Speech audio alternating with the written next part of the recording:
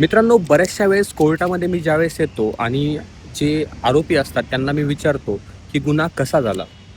तर त्यावेळेस 70% जे आरोपी असतात ते त्यावेळेस म्हणतात की गुन्हा हा फक्त त्यावेळेसच्या रागामध्ये झाला किंवा त्या क्षणिक रागामध्ये झाला. मित्रांनो, विचार करा, त्या क्षणिक रागामुळे त्या आरोपीला एकतर आयुष्यभर सोसावे लागते किंवा 2-4 वर्ष त्या केसमध्ये निघून जातात. प्लस ज्यावेळेस त्याला सोडायचे असते, ज्यावेळेस तो जेलमध्ये असतो आणि त्याची सुटका करायची असते, बेल करायची असते, त्यावेळेस त्याच्या फॅमिलीला बऱ्याचशा त्रासांना सामोरे जावं लागते. जसं की आर्थिक त्रास असेल, सामाजिक त्रास असेल, अशा बऱ्याचशा गोष्टीला त्या फॅमिलीला सहन करावं लागते.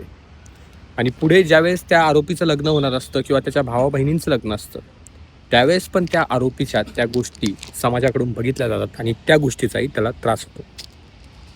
त्यामुळे जर क्षणिक रागावर जर आपण कंट्रोल केलं, तर अशा बऱ्याचशा गोष्टी ज्या आहेत त्या घडणार नाहीत आणि अशा गोष्टींना तुम्हाला सामोरं जावं लागणार नाही.